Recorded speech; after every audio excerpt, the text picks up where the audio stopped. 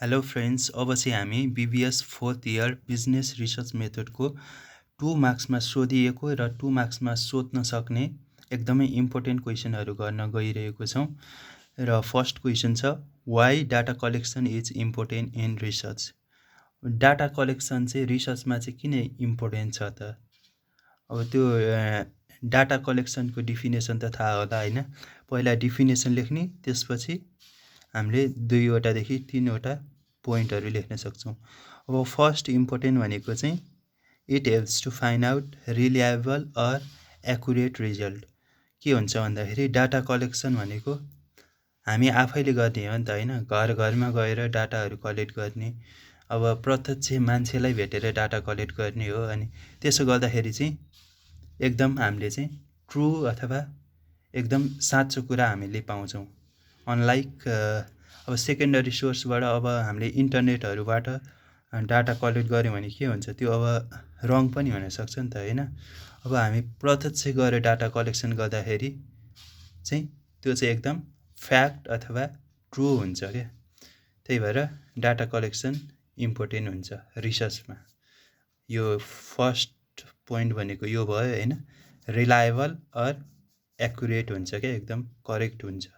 अनि second important, यसले right decision मेकिङमा एकदम हेल्प गर्छ। किनभने बिजनेस भनेकै अब डिसिजन मेकिङमा आधारित हुन्छ नि त होइन। सही टाइममा सही डिसिजन दिन सक्नु पऱ्यो होइन।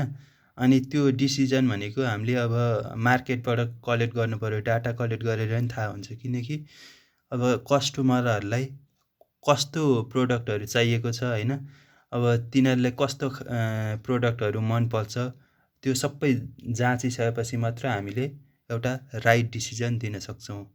त्यही भएर यो दुईवटा चाहिँ हामीले इम्पोर्टेन्टको रूपमा लेख्न सक्छौँ, अथवा अरू पनि लेख्न सक्छौँ। अर्को भने चाहिँ एउटा मार्केटमा हामी कम्पिट गर्न सक्छौँ होइन, अरूलाई कम्पिटिटरहरूलाई हामीले बिट गर्न सक्छौँ। हाम्रो ग्रोथ धेरै हुन्छ होइन, सेल्सहरू बढ्न सक्छ। त्यही भएर डाटा कलेक्सन हाम्रो रिसर्चमा एकदम इम्पोर्टेन्ट छ। यो दुईवटा लेख्यो भने चाहिँ 2 मार्क्समा होइन। एउटा यहाँ हामी डिफिनेसन लेखिदिने डाटा कलेक्सनको, अनि त्यसपछि यो लेखिदिने है। र अर्को क्वेसन छ, how does literature review support to find out research gap. अब रिसर्च ग्यापलाई भेट्नलाई चाहिँ हामीलाई लिट्रेचर रिभ्यूले कसरी सपोर्ट गर्छ भनेको छ। लिट्रेचर रिभ्यू भनेको सिम्पली के भन्दाखेरि पुरानो डाटाहरू अथवा पुरानो रिसर्चहरू, बुकहरूलाई हामीले कोट्याएर हेर्ने क्या।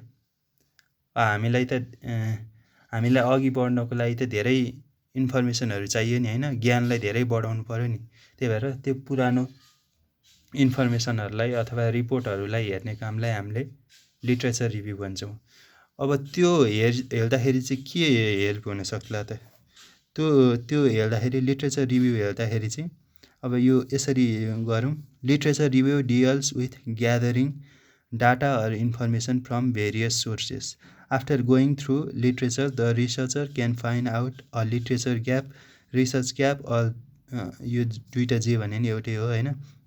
Literature gap or research gap, all the area of contradiction or dispute that can be taken as a topic for further research। अब लिट्रेचर रिभ्यू भनेकै अब पुरानो डाटाहरूलाई हेर्ने काम हो नि त होइन। अब पुरानो रिपोर्टहरू हेर्दाखेरि हामीले त्यहाँ केही मिस्टेक पनि पत्ता लगाउन सक्छौँ नि होइन। अनि मिस्टेक पत्ता लगाएपछि हामीले त्यहीँबाट रिसर्च ग्याप फाइन हुन्छ होइन। त्यही मिस्टेकलाई नै हामीले रिसर्च ग्याप भन्ने हो। त्यही भएर लिट्रेचर रिभ्यूले यसरी हेल्प गर्छ भनेर यही एन्सर लेख्दा राम्रो हुन्छ है। र अर्को डिफ्रेन्सेस छ क्वेसन नम्बर 3 भनेर। एउटा चाहिँ डिपेन्डेन्ट भेरिएबल र इन्डिपेन्डेन्ट भेरिएबलमा भनेको छ, dependent variable are the variable which are affected by independent variable is known as dependent variable. अब यसमा चाहिँ के हुन्छ भने यसलाई प्रभाव पार्छ क्या।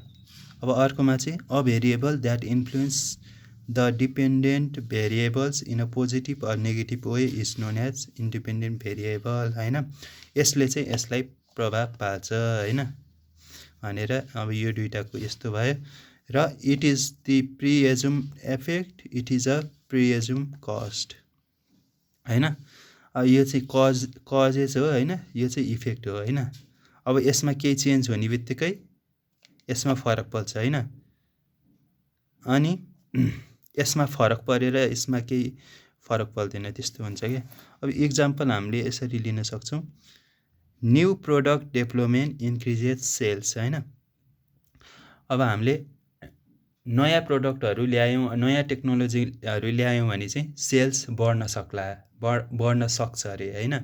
अब यसमा चाहिँ के हुन्छ भन्दाखेरि एउटा डिपेन्डेन्ट र इन्डिपेन्डेन्ट कुन चाहिँ हुन्छ त, सेल्स चाहिँ केमा डिपेन्ड भयो त, नयाँ प्रोडक्ट डेभलपमेन्टमा होइन, न्यू प्रोडक्ट डेभलपमेन्टमा डिपेन्ड भयो।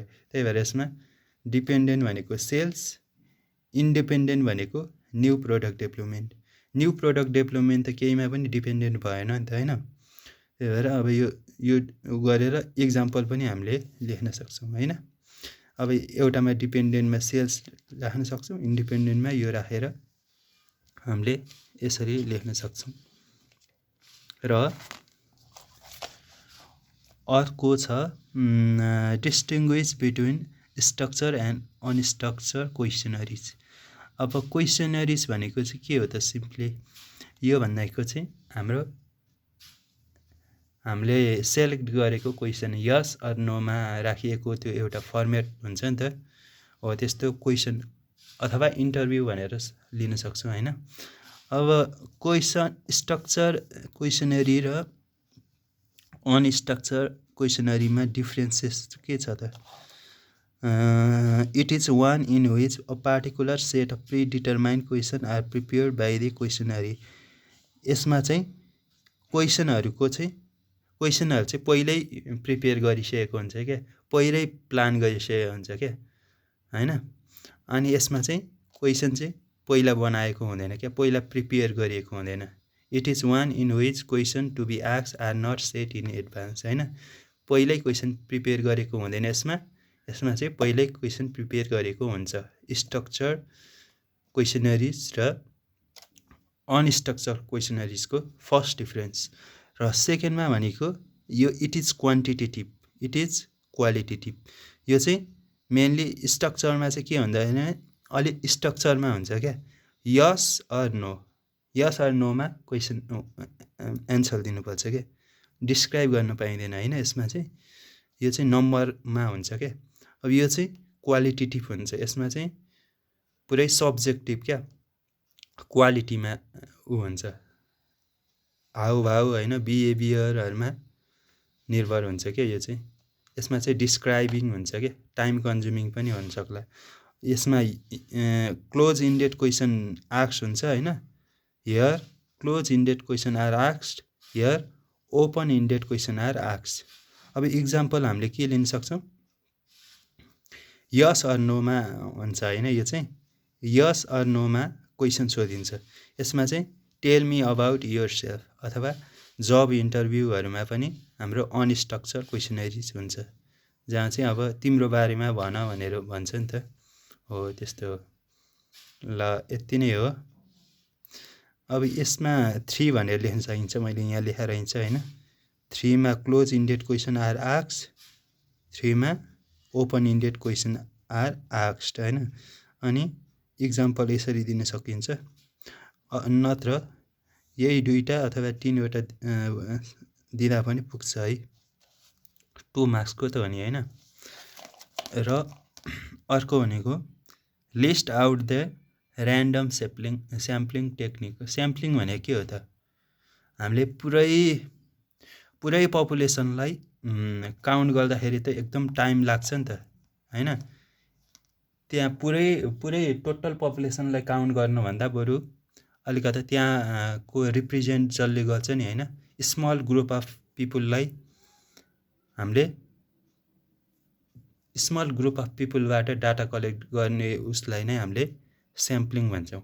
अब स्याम्पलिङको चाहिँ 4वटा टेक्निकहरू छ, ऱ्यान्डम स्याम्पलिङको 4वटा टेक्निक छ। एउटा चाहिँ सिम्पल ऱ्यान्डम स्याम्पलिङ भन्ने छ, अर्को सिस्टमेटिक स्याम्पलिङ भन्ने छ, एउटा स्ट्र्याटिफाइड स्याम्पलिङ छ, अर्को चाहिँ क्लस्टर स्याम्पलिङ छ है। अब यो हामीलाई यसको टाइप्स टेक्निक्स मात्र भनेको छ हैन, अब डिस्क्राइब गर्नु पर्दैन। यसको बारेमा थप बुझ्नको लागि बुकमा पढ्दा पनि हुन्छ है। र अर्को इम्पोर्टेन्ट क्वेसन छ, what is action or applied research. यो एक्सन र एप्लाइड भनेको एउटै कुरा हो हैन। अब क्वेसनमा एक्सन पनि भन्न सक्ला, एप्लाइड पनि भन्न सक्ला, तर एउटै कुरा हो है। एक्सन अर एप्लाइड रिसर्च भनेको चाहिँ त्यस्तो रिसर्च जसले चाहिँ समाजमा त धेरै प्रब्लमहरू हुन सक्ला नि हैन, हो त्यो प्रब्लमलाई सल्भ गर्नको लागि काम गर्छ एक्सन रिसर्चले हैन। अब जस्तै अहिले कोरोना चलिरहेछ हैन, कोरोनालाई हटाउनको लागि धेरै रिसर्चहरू भइरहेछ, हो यो चाहिँ एकदम राम्रो इक्जाम्पल हो एक्सन रिसर्चको है, एक्सन रिसर्च अर एप्लाइड रिसर्चको। अब डिफिनेसन चाहिँ a research that is conducted to find out the solution of an immediate problem faced by the society or business organization is known as action or applied research है।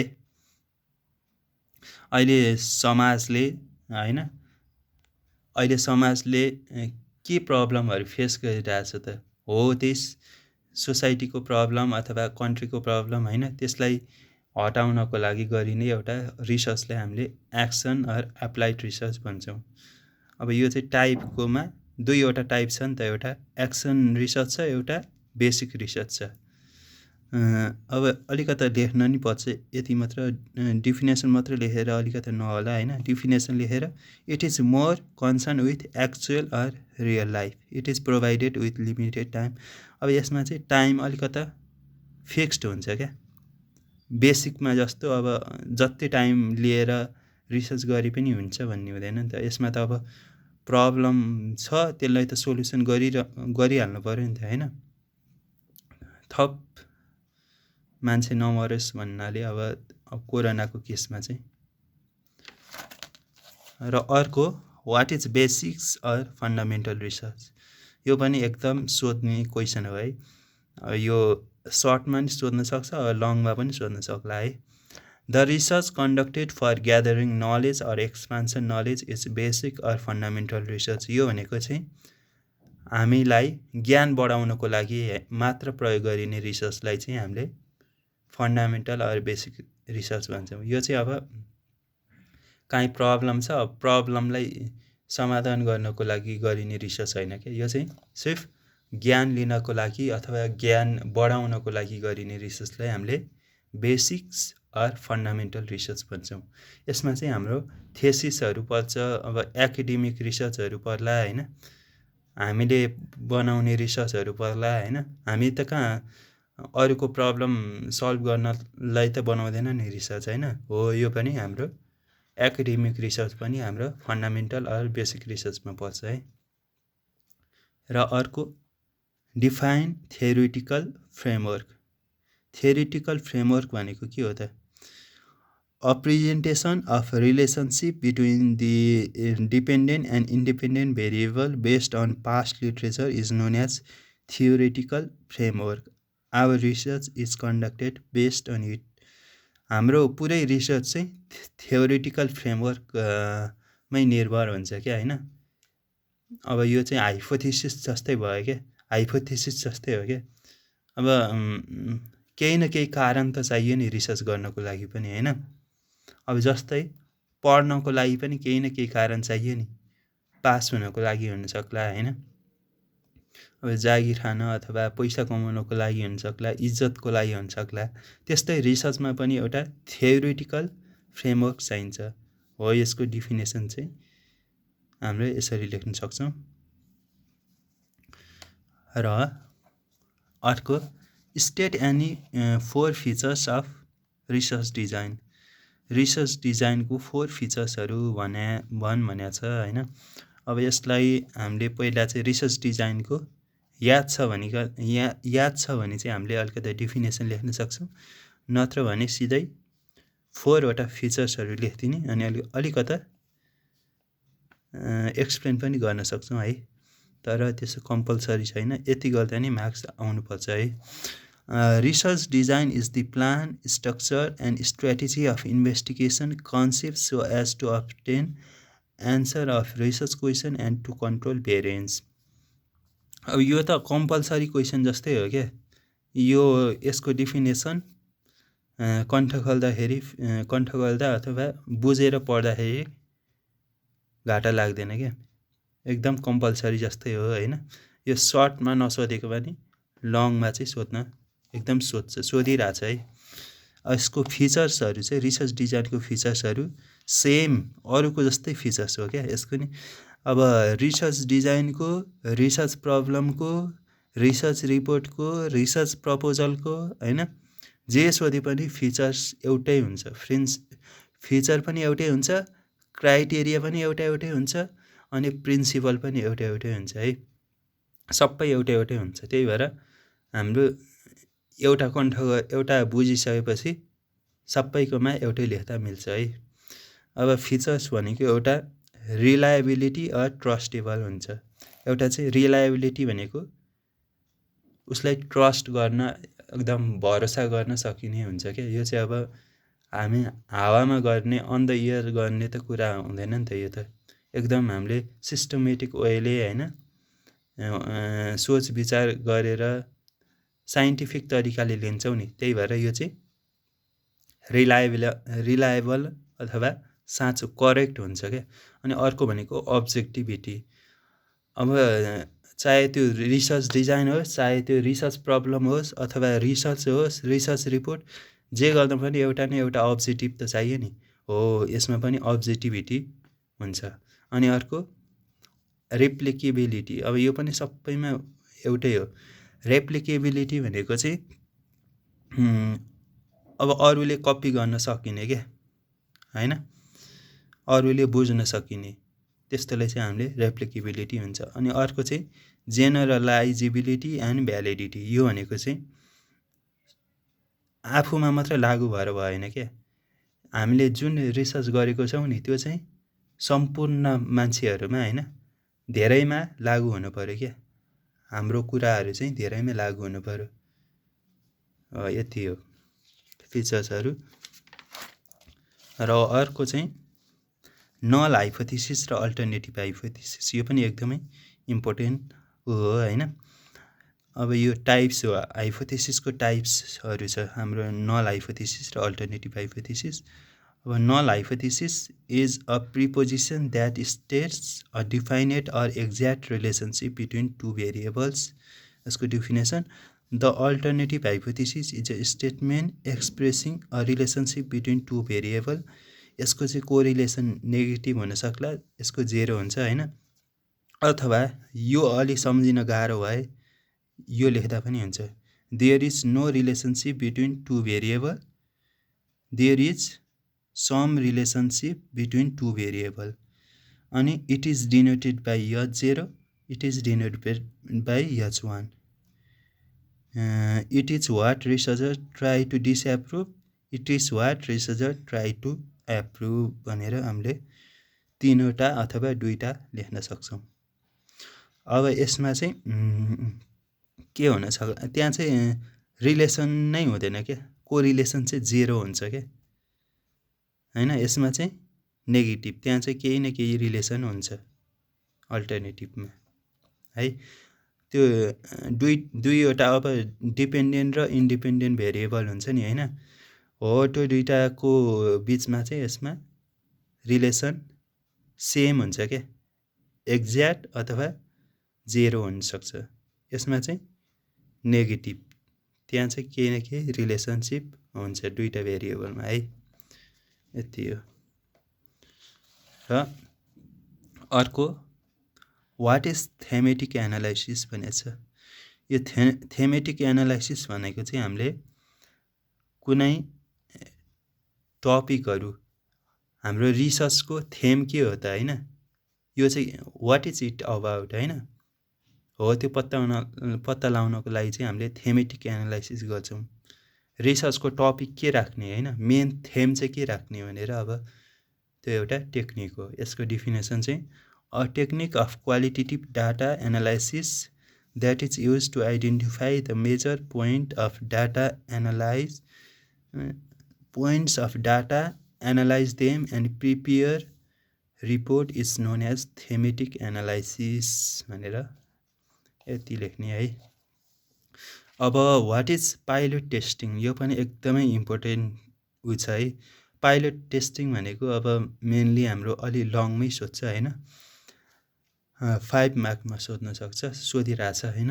Pilot testing भनेको चाहिँ क्वेसनरिजको एउटा हामीले question हैन सबैलाई सोध्नुभन्दा अगाडि चाहिँ त्यो क्वेसन अलिकति बुझिने छ कि छैन हैन, अनि अलि सहज छ कि छैन भनेर केही मान्छेहरूलाई सोध्ने काम हो क्या। केही मान्छेलाई सोध्ने अनि सोधेपछि बल्ल थाहा हुन्छ नि हैन हाम्रो यो क्वेसन अलि सबैले बुझ्छ कि बुझ्दैन भनेर त थाहा हुन्छ नि हैन। त्यही भएर यो चाहिँ त्यस्तो हो। र पाइलट टेस्टिङको डेफिनेसन चाहिँ हामीले यसरी गर्न सक्छौँ। Pilot testing of questionnaires refer to the act of administering the questionnaires to a small group of samples so as to know the understandability of questionnaires and ability of collecting in-depth information भनेर लेख्ने है। यति हो pilot टेस्टिङको पनि भयो। र हाम्रो 2 मार्क्समा सोध्न सक्ने क्वेसन भनेको यति नै हो। र अरू चाहिँ हाम्रो मैले भने जस्तै अब रिसर्च प्रब्लमको अनि रिसर्च प्रपोजल हैन, रिसर्च रिपोर्ट अनि रिसर्च डिजाइन, हाइपोथेसिस, तिनीहरूको डेफिनेसन चाहिँ एकदम बुझ्ने अथवा कण्ठै पारे पनि हुन्छ है, बुझेर कण्ठ पार्ने है, कण्ठ पार्न पनि।